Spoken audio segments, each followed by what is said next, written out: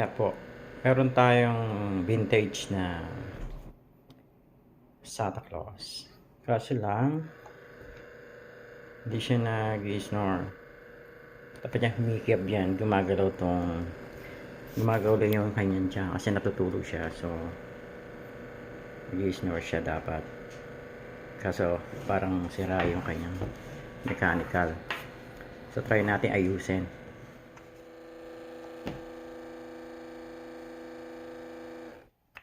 Problema nito parang na-stuck sa loob eh. Ganyan siya. Ayan. Gumagano yung tiyan niya. Yung dibdib niya. Kaso parang na-stuck sa loob. Ayun o.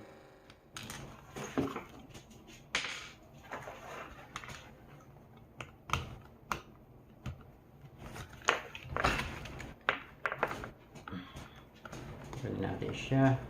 Hiwalay natin sa loob. Ayan. Ito na kita ko na Santa Claus.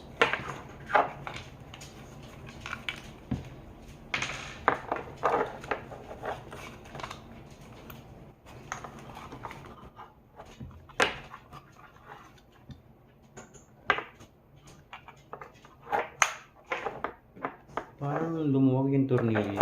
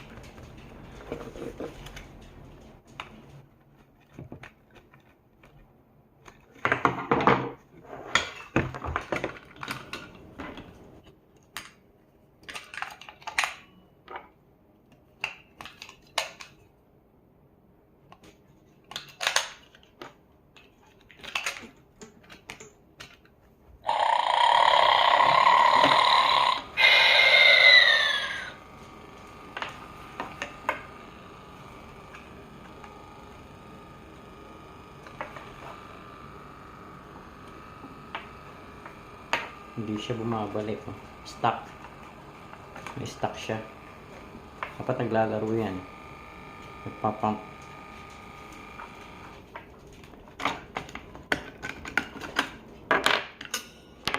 Iwalay natin.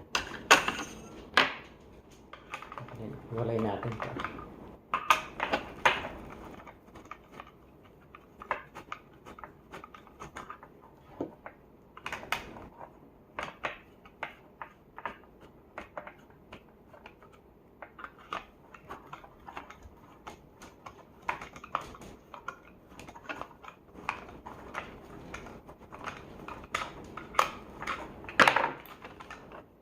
Yep.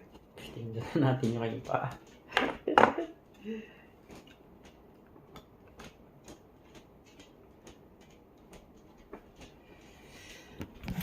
Ayan guys yung mechanical system niya. Ayan.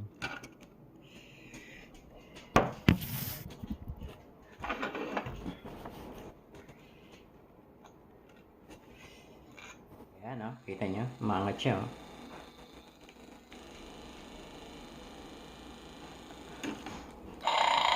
Oh, diba? Ayan.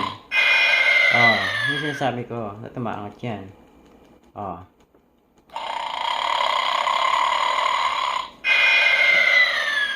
Ayan. Guys, nakita kong problema dito. Parang maluwag tong belt na to. Ito yung belt na to. Parang lumuluwag siya. Parang maluwag. Sobrang tagal na rin. Kasi nga. Ano pa to eh. Tagal na ito.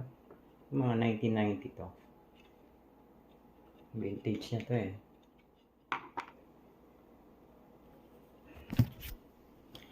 Kita nyo guys yung belt niya. Medyo na-deform na. deform na siya. Kaya medyo nag-i-skip niya pag umiikot. So hindi niya kayang paikutin yung mechanical system. Kasi ito yung motor, sa may belt. Yan. Para mapaikot niya tong system na to, yung mga gear niya dyan. Wala namang basag na gear. So kailangan lang natin ayusin tong belt, tsaka konting lubrication doon sa mga mechanical niya para maging maluwag yung kanyang, magaan yung kanyang pag-ikot, maging magaan. So kasi pag matagal na to, so yung alikabok or lubricant niya ron na-stuck na rin, nagiging hindi na maganda, yung parang medyo sinama na alikabok sa medyo matigas na, humaharang doon sa paggagalaw niya yung kanyang parang dibdib niya, pag-angat niya. Tayo natin i-fix yung belt. So guys, ito na yung belt. Tingnan mo naman may itsura niya, lumaki na siya. So wala na tayong mabibili nito kasi nga vintage nito. Tayo natin maghanap ng goma kasing laki niya. So yun, talagang hindi na pwede, malutong na. Malutong na siya, hindi na siya pwede, tigas na. Ngayon hanap tayo ng goma. Naisip kong goma is this. Try natin.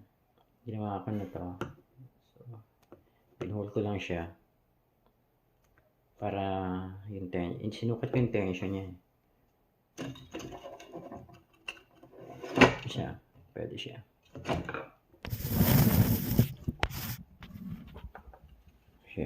Yan. Tapos lalagay niya lang siya dyan. Okay na to siguro, pansamantala. At least nakita natin yung problema.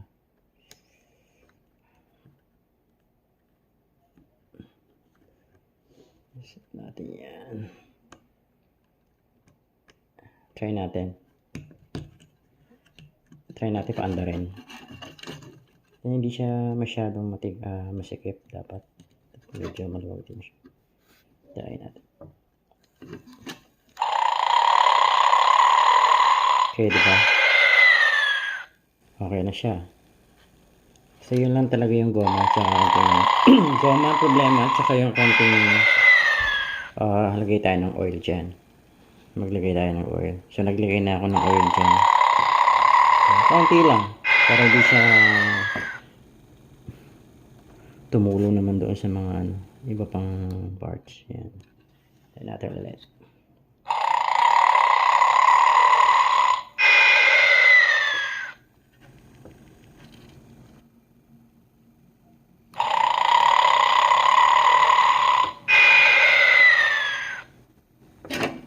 Okay, so yun na, magana.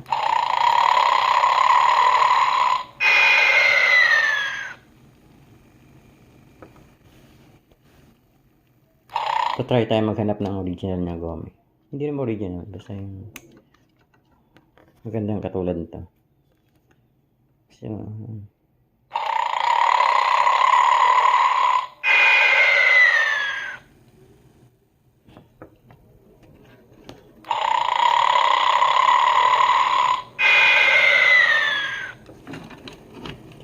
so yun, wala talagang makitang replacement. So sa ngayon, hayaan muna natin siya nakakabit dyan.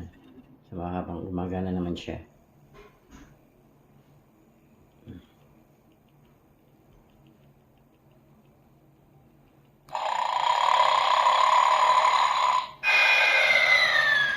So yun.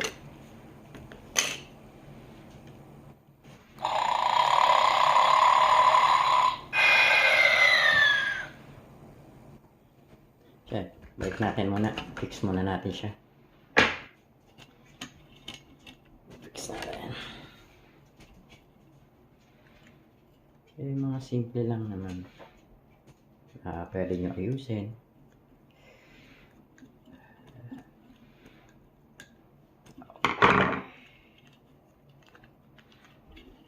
Right.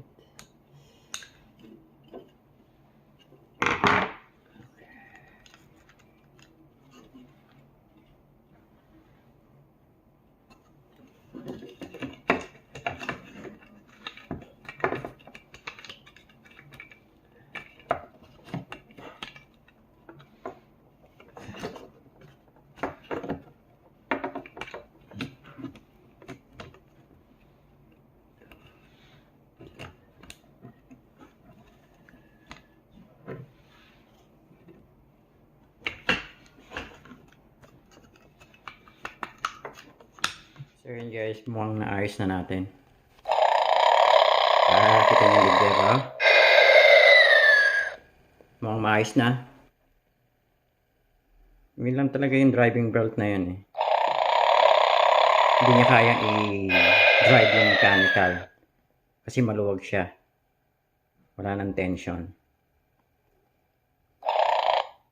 Ayan, ito yung press niya. See? Okay na. Ayos na.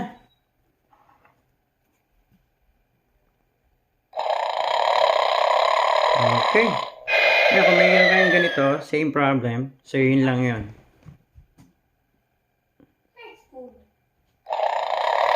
Okay guys. Bye.